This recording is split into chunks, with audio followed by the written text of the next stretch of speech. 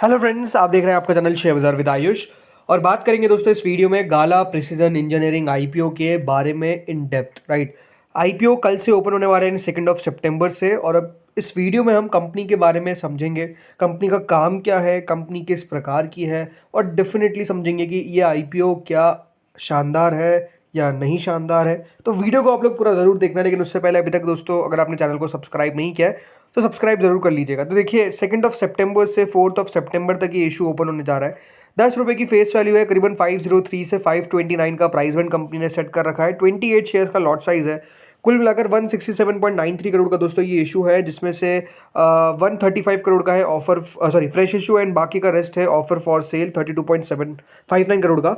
बाकी BSc NSC दोनों पर हमको ये लिस्ट होता हुआ नजर आएगा। जरूर दोस्तों आईपीओ का साइज आप समझ सकते हैं कि छोटे साइज का आईपीओ है, काफ़ी बड़ा साइज का आईपीओ नहीं है, मात्र 167 करोड़ का इशू है। बट सबसे इंपॉर्टेंट बात, क्या कंपनी में दम है। राइट, तो इसके लिए दोस्तों आपको कंपनी का बिजनेस समझना पड़ेगा। देखिए कंपनी का जो मेजर काम है वो है प्रिसीजन कंपोनेंट्स का, मतलब कंपनी खुद मैन्युफैक्चर करती है। इसके अंदर company disc and strip rings आती है, उसको मैन्युफैक्चर करती है। कॉयल एंड स्पाइरल स्प्रिंग्स आती है, उसको कंपनी यहाँ पर मैन्युफैक्चर करती है। स्पेशल फास्टनिंग सॉल्यूशंस आते हैं, और कंपनी ये सब सप्लाई करती है क्योंकि ये एक ओरिजिनल इक्विपमेंट मैन्युफैक्चरर है। तो बेसिकली वो जो स्प्रिंग्स होती है उसके अलग अलग टाइप होते हैं, उसको बेसिकली कंपनी के द्वारा दोस्तों यहाँ पर मैन्युफैक्चर किया जाता है। जो कंपनी का दोस्तों प्रोडक्ट है वो बेसिकली कौन कौन से सेक्टर में काम आता है, तो इसमें इलेक्ट्रिकल हो गया, ऑफ हाईवे इक्विपमेंट इंफ्रास्ट्रक्चर हो गया, जनरल इंजीनियरिंग हो गया, और ऐसे ही बहुत सारे मोबिलिटी सेगमेंट्स के अंदर जिसमें ऑटोमोटिव और रेलवे आता है, उसके अंदर दोस्तों कंपनी का मेजर बिजनेस है। राइट, जो कंपनी काम करती है वो सप्लाई करती है उसके टेक्निकल स्प्रिंग्स और high tensile fasteners to customers in several countries. Right, सिर्फ इंडिया में ही नहीं बल्कि Germany, Denmark, China, Italy, Brazil, USA, Sweden, Switzerland, ये इनके क्रूशल लिंक है global supply chain for OEMs. Right, ये बात ध्यान रखिए, कंपनी का जो पूरा बिजनेस है वो 2 डिविजन्स के अंदर बेसिकली आ जाता है। पहला डिवीजन जो है वो है स्प्रिंग टेक्नोलॉजी डिवीजन, जहाँ पे कंपनी मैन्युफैक्चर करती है डीएसएस, जिसमें वेज लॉक हो गया, वेज लॉक वॉशर जिसको हम कहते हैं, सीएसएस हो गया, ये सब कंपनी आती है। और दूसरा है एसएफएस, जिसके अंदर दोस्तों कंपनी एंकर बोल्ट्स, स्टड्स और बेसिकली यहाँ पर नट्स को प्रोड्यूस करती है। तो ओवरऑल आपको समझ में आ चुका कि प्रिसिजन इंजीनियरिंग कहते किसको है।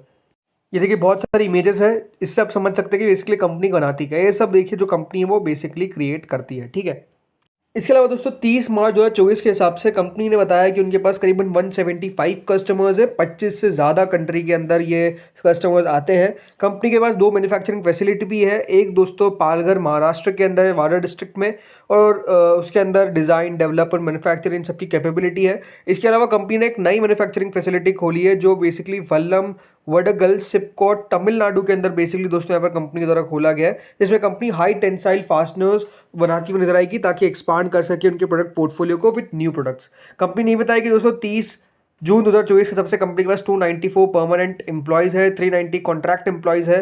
परमानेंट वर्कफोर्स के अंदर 182 मैन्युफैक्चरिंग वर्कर्स है, 19 employment for stores and logistics, 19 employees है for quality assurance, 14 for tool room development and maintenance, और 22 जो एम्प्लॉय है वो है दोस्तों एचआर और एडमिनिस्ट्रेशन के लिए। ठीक है, अब कोई भी बिजनेस है तो डेफिनेटली स्ट्रेंथ भी होगी और वीकनेस भी होगी। तो स्ट्रेंथ क्या है दोस्तों इस कंपनी की? स्ट्रेंथ पहली बात तो ये है कि कंपनी का ग्लोबल प्रेजेंस है, जैसे मैंने आपको बताया 25 से ज़्यादा कंट्रीज में कंपनी क्लाइंट सिचुएटेड है।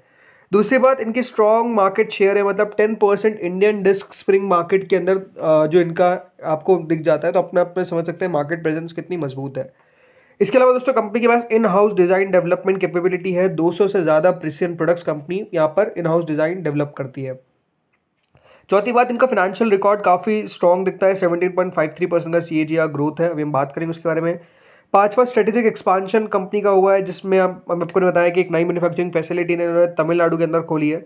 और आखिरी बात की कंपनी का लॉन्ग स्टैंडिंग रिलेशनशिप है इनके कुछ कस्टमर्स के साथ, मतलब 15 साल से ज़्यादा एक ही कस्टमर्स रहे।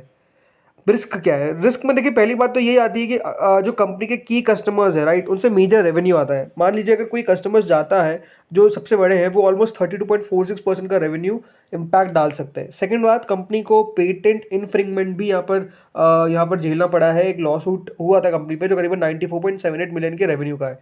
इसके अलावा देखिए हाई डिपेंडेंसी है इनकी स्प्रिंग टेक्नोलॉजी पे, बिकॉज 80% इनका बिजनेस स्प्रिंग टेक्नोलॉजी से आता है। चौथा, no long term contract with suppliers, जो सप्लायर्स है उनके साथ कोई इतना बड़ा लॉन्ग टर्म कॉन्ट्रैक्ट नहीं है, क्योंकि रॉ मटेरियल पे अफेक्ट डाल सकता है, ये बात ध्यान रखिएगा। पांचवा लेबर इश्यूज है, क्योंकि कंपनी के पास अगर आप देखेंगे तो 294 ही परमानेंट एम्प्लॉयज है, ज़्यादा कॉन्ट्रैक्ट एम्प्लॉयज है। और छठा कैपिटल एक्सपेंडिचर और प्रोजेक्ट रिस्क एक्सपांशन प्लान में ये सब दिक्कत आ सकती है। अब फ्रेंड्स कंपनी के नंबर्स को समझते हैं, ठीक है, कंपनी के नंबर्स किस तरीके के हैं वो देखते हैं। सो रेवेन्यू अगर आप देखेंगे कंपनी का 31 मार्च 2022 में करीबन 148 करोड़ का था, उसके अगले साल 167 करोड़ का हुआ और उसके अगले साल 200 करोड़ का हुआ। यानी कंपनी के रेवेन्यू के अंदर आपने 22% का इंक्रीज देखा है अगर आप वाई ओ वाई नोटिस करते हैं यहाँ से यहाँ तक, ठीक है, राइट। तो ओवरऑल ये बात सही कि 22% का ग्रोथ कंपनी के रेवेन्यू में देखने को मिला है। तो प्रॉफिटेबिलिटी किस प्रकार की है? प्रॉफिटेबिलिटी अगर आप देखेंगे कंपनी का, सो फ्रेंड्स कंपनी का प्रॉफिट था 6.63 करोड़ का, उसके बाद 24.21 करोड़ का हुआ, देन 22.33 करोड़ का हुआ। यानी अगर आप यहाँ पर देखेंगे तो यहाँ पर तो एक अच्छी ग्रोथ देखने को मिली, बट यहाँ पर कंपनी का प्रॉफिट डिक्लाइन कर गया। एक कुछ रीजंस थे, बट ओवरऑल ये है कि देखिए यहाँ से अगर हम इस तरीके से देखते हैं तो कंपनी का प्रॉफिट करीबन 8% ड्रॉप हुआ है वाई वाई बेसिस पे। रेवेन्यू 22% बढ़ा है, बट प्रॉफिट में आपको 8% का डिक्लाइन देखने को मिला है। कंपनी के ऊपर बोरिंग अगर बात करता हूँ तो बोरिंग कंपनी के ऊपर कुछ खास नहीं है, राइट, कंपनी के ऊपर बोरिंग उतनी खास नहीं है। ओवरऑल कंपनी का दोस्तों रिटर्न ऑन इक्विटी है 23.59% का, जो अपने आप में बढ़िया है। रिटर्न ऑन कैपिटल एम्प्लॉयड 19.91% का, ये बढ़िया है। डेट टू इक्विटी फेवरेबल है, यानी 1 से नीचे है। रिटर्न ऑन नेटवर्थ करीबन 21% के आसपास का है और जो कंपनी का मार्जिन है वो 12% का है। देखिए कंपनी अपना आईपीओ लेकर आ रही है at a price two of 30, right, 30 रुपये, सॉरी 30 का पी है यहाँ पर कंपनी का।